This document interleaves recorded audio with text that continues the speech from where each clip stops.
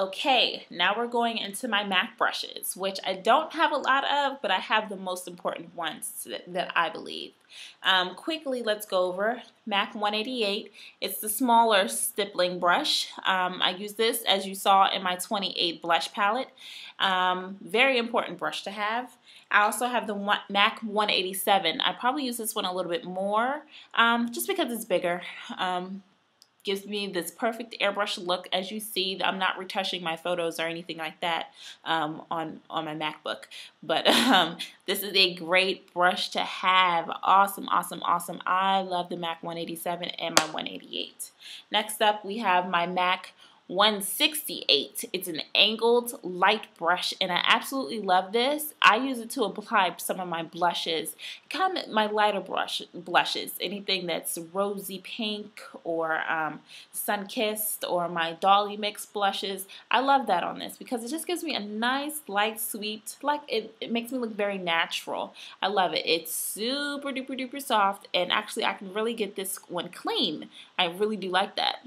Thanks, Mac. Next is my MAC 190, my foundation brushes, and a lot of these I have two of because I love them so much, so I'll have one and then I have one on reserve.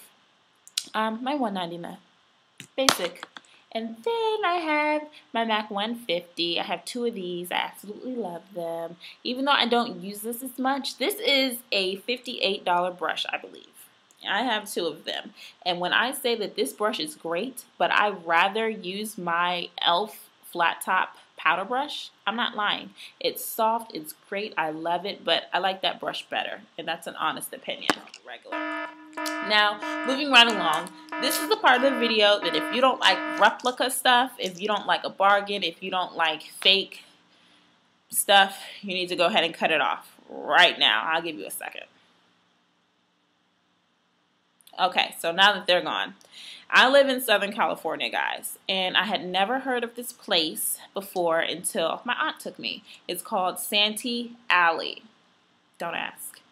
As soon as I get there, everybody and their mom is screaming out, Mac, Mac, Mac, Mac, Mac. Yes, Mac. They are selling MAC shadows, colors, foundations, and brushes in Santee Alley. Then let me show you this. Some of them are really good dupes. Some of them are sus, aka suspect. Okay, this one is my MAC 275. This is actually a very good dupe. It looks exactly like a real 275. The bristles are soft and dense. It's the angled shader brush, I believe. The handle looks very authentic. It's stamped everywhere. The ferrule looks the same. It's great. Good dupe. One is the MAC 214. Also, very, very, very, very good dupe. Everything seems to look okay. The end of the bristle, the end of the handle is rounded. The bristle's soft. It looks exactly like it does online and in the stores. This one here, the MAC 212, MAC 212. Awesome. Now this is what I mean by a soft gel eyeliner or liquid eyeliner brush. This is what I need. This is great. Great, great, great. Again, a very awesome, this is not authentic, but this is a very good dupe brush. I did love it. Almost knocking stuff over. Let's see to the not so good ones. And you can tell these are not so good because they get skinny at the end. That's my first dead giveaway, but I didn't care because I actually like the brush part. I could care less whether it said MAC or not. This one claims to be a MAC 249, and I believe that this is what a MAC 249 looks like. Don't quote me. This is what my MAC 249 looks like. But it seems to be like a concealer brush. It's an alright brush. I do use this quite a bit. The bristles are soft until you get to that paintbrush on the end. Let's see, this MAC 213. What were they thinking when they made this? This is not a MAC 213, not close, not a little bit. Not if I squint my eyes, not at all. But I do like the brush. The bristles are soft. It was worth a couple dollars that I spent. The MAC 194. This almost did it. They kind of almost got it, but it's a little too small to be a MAC 194. I use it as a lip brush. as a long, sleek, sexy lip brush, but they almost had it. They didn't fool me, even though I bought it. The MAC 239, once again, you can see where the craftsmanship wasn't all that, but for $2 to $3, it's not a bad brush. And I know, let me just go ahead and say, I don't want hate mail. I don't want to hear, how could you do that to MAC? And you see, I have real MAC brushes, and I have 2 of each of the big ones. I have 2 150s, I have 2 187s, and I have 2 190s. So MAC got my money. Best believe they got some of my monies.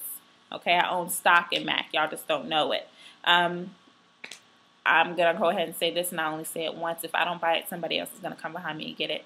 I could care less if it said MAC. It could say MAC with a K on it. I would still buy it because I just like makeup brushes. If you don't agree with it, then you don't buy that stuff. But I am being honest. Santee Alley, for those who lived in Southern California. It's in LA, in the Fashion District. Yeah. Along with the makeup, you can get shadows down there. It's amazing. It's amazing. For you close your eyes and you think that you're in a outside Nordstrom's.